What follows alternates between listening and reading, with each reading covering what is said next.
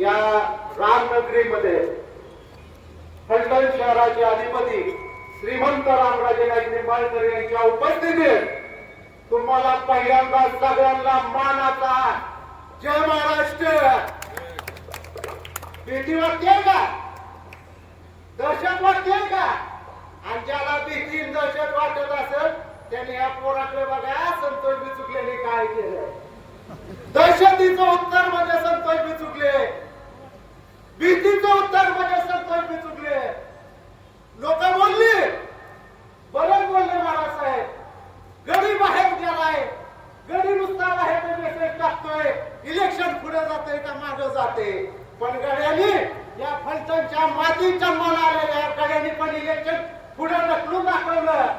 थोडा तुमच्या उमेदवारांना त्रास झालाय, थोडा त्यांच्या उमेदवारांना त्रास झालाय. पण शिवसेनेतर्फे जे काही उमेदवार लढणार आहे, खर्चाची भीती सोडा. पुढचे 6 दिवस संतोष बिचुकले पायाला बिगरी बांधून 13च्या 13 वार्डामध्ये प्रत्येक उमेदवाराच्या विजयासाठी चिन्ह आहे. फलटण मध्ये आम्हाला कधीतरी महाराजसाहेब भीती वाटायची. मी पुण्यात जास्त असतो, पण फलटणचं नाव कुठेतरी यायचं. फलटण मध्ये दहशत दहशत दहशत भय. अरे दहशतीचं उत्तर देण्याचं साधन आपल्या हातामध्ये दिले, ते संविधान दिले आणि त्या संविधानाची ताकद तुम्हाला दाखवलेली आहे. संतोष बिचुकले कोण आहे हे बघू नका. संतोष बिचुकलेने जी लढाई लढली ती प्रत्येक जण तुम्ही लढू शकता आणि त्या दहशतीला उत्तर म्हणजे ते असेल. आता द्यायचं नाही. तुम्ही कुठल्या सरकारी कार्यालयात जावा. बाळासाहेब माझ्यावर तुम्ही अट्रॉसिटी सारखा गुन्हा दाखल केला, आपण काय बोललो नाही. आपला पॅटर्नच वेगळा. महाराज साहेब अट्रॉसिटीचा गुन्हा दाखल केला तरी अटकपूर्व जामीन करून आणला. अटकपूर्व जामीन करून आणला. गडी होता पोलीस स्टेशन मध्ये. बिचुकल्याचा अर्ज घेऊ नका, बिचुकल्याचा अर्ज करून घेऊ नका. तक्रार माझी घेतली नाही. मला माहितीये लढाईचं कुठे असतं. मी गेलो पोलीस प्राधिकरणात, पोलीस प्राधिकरणात गेलो मुंबईच्या प्राधिकरणात. त्यांच्या मागे कोण होतं ह्यापेक्षा ज्यांनी ते केलं तत्कालीन एसपी. आता निवडणूक कार्य माझं भीती नाही प्रक्रियेत, पण तत्कालीन एसपी आणि तत्कालीन फलटणचे डीवायएसपी आजही मला म्हणते संतोषराव आमचा काय संबंध, आम्हाला वडला फोन आता म्हणून तुझ्या गुन्हा दाखल केला. बरं गाड्यांना म्हटलं तुम्ही आता त्यांना सांगा, मला कशाला. गुन्हे तुम्ही दाखल केले ना, त्यांचं ऐकून केलं ना, मग मला कशाला सांगताय, त्यांना सांगा. मी तर मारतोय मुंबईला चक्रा. आपल्याला काय फकीर माणूस, गाडी नाही पाहिजे काय नाही. महाराष्ट्रात रेल्वेने जातो 100 रुपये तिकीट लागते, पण त्या गाड्यांना 4 व्हीलरच घेऊन यावी लागते. एसटी काय 2 व्हीलरवर यायचंय का? म्हणजे तुमच्या मनातली भीती ही तुमच्या मनात निर्माण झालेली. देऊ नका भीती, तुम्ही सोडा. येणाऱ्या मतदानामध्ये महाराज साहेब, येणाऱ्या मतदानामध्ये मतदान पेटीतून, आता देशात लोकशाही आहे, मतदानाच्या पेटीतून श्रीमंत अनिकेत राजे नाईक निंबाळकर हे फलटण नगरपालिकेचे फलटणच्या जनतेतून निवडून देणारे राजा असेल आणि तो आपला नगराध्यक्ष असेल आणि त्या नगराध्यक्षाबरोबर हा संतोष बिचुकले सेनापती म्हणून फिरे. येणाऱ्या निवडणुकीमध्ये आपल्याला धनुष्यबाण घराघरात पोहोचवायचा आहे. बाकीचे उमेदवार आहेत. लोकांना वाटत होतं संतोष बिचुकले कोण. संतोष बिचुकले एकदम साधा माणूस आहे. बघितलं तरी लक्षात येणार नाही संतोष बिचुकले कोण आहे. पण संतोष बिचुकलेचं काम काय हे जर विचारलं तर फलटण तालुक्यात घराघरात चर्चा. संतोष बिचुकले कोण आहे? संतोष बिचुकले हा व्यक्ती ज्यांनी संविधानाच्या जीवावरती आज एक सिस्टीम हादरून टाकवली. महाराजसाहेब माझा अर्ज कोणी बाद केला नव्हता. कुठल्या गाड्यांच्या फोन येत होते सगळं मला माहिती आहे. तत्कालीन आमच्या निवडणूक निर्णय अधिकारी माझा अर्ज बघितला की बाहेर जायच्या आणि फोनवरती बोलायच्या. कुणाचा फोन येत होता मला माहिती नाही. पण मॅडम निवडणूक निर्णय अधिकाऱ्यांनी हे विसरून गेले. तुम्ही ज्याचा अर्ज बाद केलाय त्याला कायद्यातील संविधानाची ताकद माहिती आहे. तुमचा गेम वाचवण्याशिवाय मी काही शांत वाचणार. बाळासाहेबांचे काम होत नाही.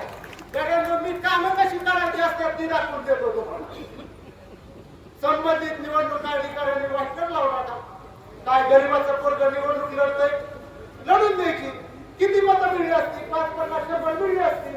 ती मागची निवडणूक लढलो आमचे श्रीमंत रघुनाथराजे नाईक निंबाळकरांच्या विरोधात 54 मतं होती, पण हक्काची होती. आता नगराध्यक्ष पदाला फॉर्म राहिला असते तर किती मतं आली असती? 100 झाली असती. पण गड्यांनी माझा अर्ज करून तालुक्यात मला प्रसिद्ध केला आणि तालुक्याच्या गड्याला प्रसिद्ध केलाय. त्याच्या पाठीवरती महाराज साहेबांनी हात ठेवलाय. त्या फलटणची दहशत मोडून काढल्याशिवाय महाराज साहेब गप्प बसणार नाही. अधिकारी लय वळवळ करते. मी बी फिरत होतो पोलीस स्टेशन मध्ये, सामान्य जनतेला जायलाच वेळ नाही. 2 नगरसेवक बसून असायचे. महाराज साहेब पोलीस स्टेशन मध्ये नेहमी 2 नगरसेवक बसून असायचे. कुणाचा अर्ज आलाय, कुणाची तक्रार आली, कुणाचा काय झालाय, कुणाचा गुन्हा दाखल करायचं सगळं थांबवतं. फक्त महाराज साहेब पाठीवरती हात ठेवा, लढ म्हणा, सगळी सरळ करतो. सिस्टीम सरळ केल्याशिवाय या फलटणचं जे नाव श्रीमंत आपले मालोजी राजेंनी केलं. देशामध्ये आम्ही जेव्हा कुठं फिरायचं असतं, मला बी फिरायची सवय महाराज साहेब, तर फलटण म्हटलं तर मालोजी राजेंचं नाव निघायचं. मालोजी राजेंचं नाव म्हणजे महाराष्ट्रातल्या मुख्यमंत्री पदाची संधी त्या माणसाने जाणवली. नाहीतर स्वर्गीय यशवंतराव चव्हाणांच्या ऐवजी जर पहिली संधी मुख्यमंत्री पदाच्या फलटण नगरीमध्ये कुणाला आली असेल तर श्रीमंत मालोजी राजेंना व्हायचे असेल. मी असंच नाही बोलत, अभ्यास करून बोलतो म्हणून मला माहिती. मी इथं नसतो तरी इथली सगळी अपडेट घेत होतो. गडी रोज फोन करायचं, अरे पुढे जाती का मागे जाती, खर्च करू का काय करू. अरे मी तुमचाच आहे, थांबा. निवडणूक लढण्यापेक्षा निवडणुकीत जागरूकता करणं हे महत्वाचं आहे.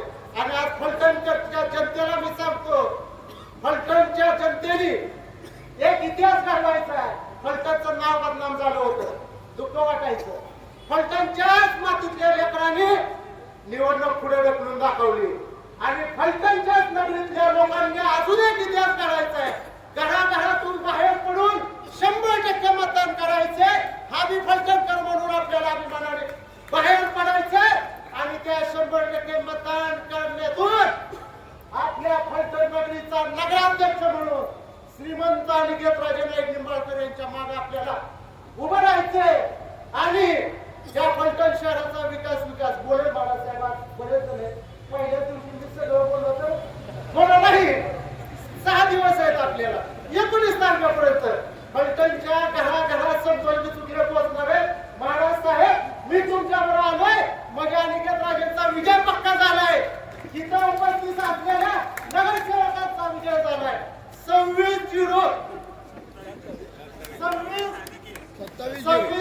27 अधिक 1 म्हणजे आपले 28 उमेदवार निवडून येणारे. प्रत्येकाच्या प्रचाराला उमेदवारांनी येणारे.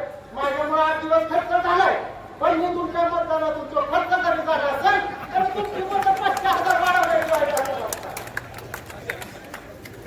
कारण मी तुमच्याकडे फिरून तुमच्या संतोष चुकले, माझ्याकडे संतोष चुकले हा एक विचार आहे. ज्यांनी फलटण तालुक्यातला दाखवला जो विचार चांगला करणार माणूस तुमच्याकडे म्हणजे तुम्हाला हरवायला येणारच काय. गडी उद्या म्हणते महाराज साहेबांनी याला काय 50,000 लाख रुपये दिला म्हणून गडी तिकडे पळाला काय.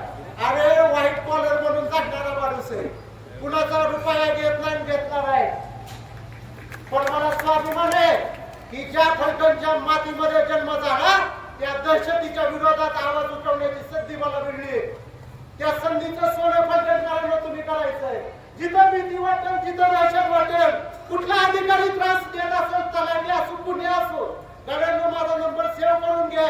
91 30 167 167 24/7 तुमच्या सेवेत उपलब्ध असेल.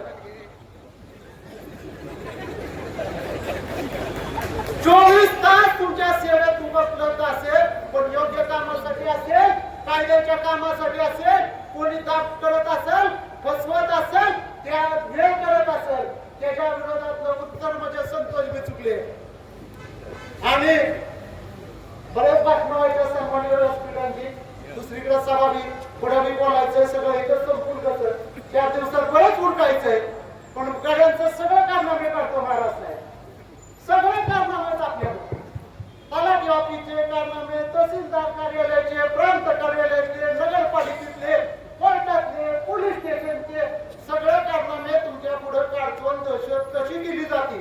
आणि त्या दहशतीच उत्तर संतोष चुकले कसा देतो ही 4 दिवसात तुम्हाला दाखवतो.